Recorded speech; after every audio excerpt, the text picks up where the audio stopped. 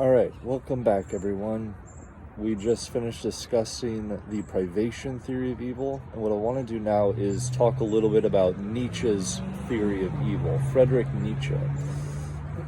One thing to keep in mind about these is I'm going over them, I think, at a pretty surface level, and when you start studying them more deeply, you'll find things get pretty complex pretty fast.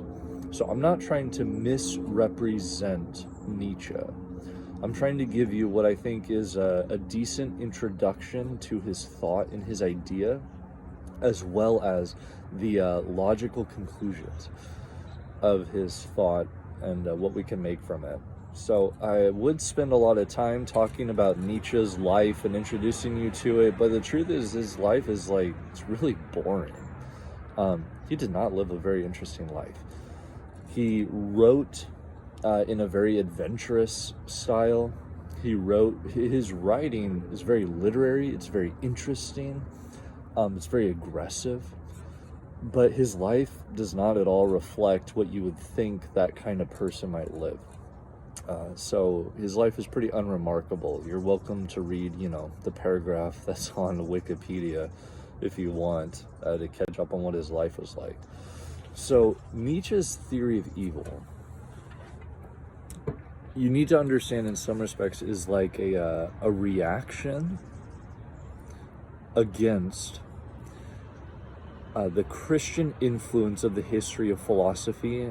And by history of philosophy, I mean the history of philosophy in Western civilization, because the history of philosophy in Western civilization is deeply, deeply rooted in Christianity. And there's just no getting around that if that's the kind of that bothers you. But Nietzsche's father was a minister, and I want to say maybe Lutheran. I could be wrong about that, but I believe he was a minister. And so Nietzsche grew up in a very religious and Christian household. And much of his writing, to quote the American philosopher Rick Roderick, it's the kind of thing you would read when you're in high school, right? It's kind of rebellious, and when you're in high school, it says things that are offensive just to kind of be offensive. And so his writing, I would say, actually, for those of you who are well versed in TikTok and YouTube, is probably not nearly as offensive as some of the things you might see on an everyday basis. But especially for his time, was a little edgy, a little offensive. So he writes in the style of parables, in some respects, to mimic the parables of the Gospels. He has a book called Thus Spoke Zarathustra, which is sort of like a play on the life of Jesus in some respects, with this fictional character he calls Zarathustra. And his theory of evil is in some respects a reaction against Christian ideas of good and evil. So let's just take a moment and think about the history of Christianity in relation to its teachings in order to understand how Nietzsche's ideas are going to fit into this. So in Christianity, you have this idea blessed are the poor in spirit, right? Blessed are the meek. That people who are meek, I should say. You're going to see why I said weak in a moment. That's not going to be a very Christian perspective, but it is going to be one of Nietzsche. People who are meek, who are humble, who are kind, people who turn the other cheek, are going to be the kind of people who appear to be weak. And for Nietzsche, there is a great weakness in this. That if you're going to turn the other cheek to someone, for Nietzsche, that's just you're just choosing to be dominated. However, if you notice in the history of Christianity, basically becomes Western civilization. There are some who would argue, I did my undergrad in history, and I would take this position as well, that Western civilization is deeply, deeply rooted in Christianity, and arguably it is Christianity. That's what it means when we talk about today Western civilization. Even going back before the time of Christ to the Greeks, if you think about the way we have understood the Greeks and the way they've kind of come into our lives today, it's all through Christianity. So Western civilization is very much rooted in Christianity.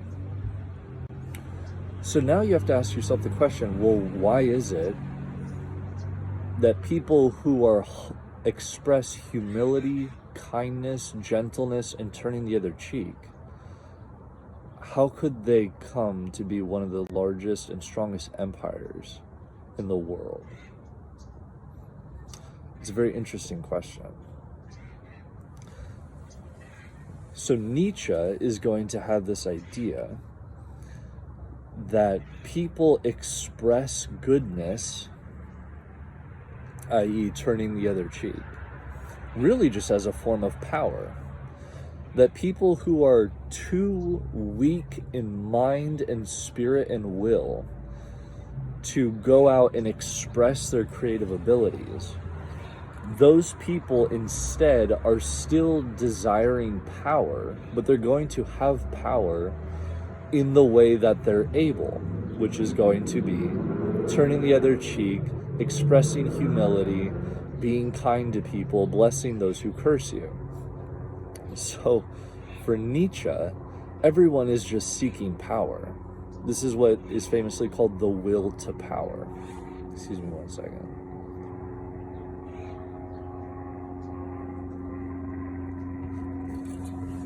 So the will to power is the driving force of all human beings from Nietzsche's perspective.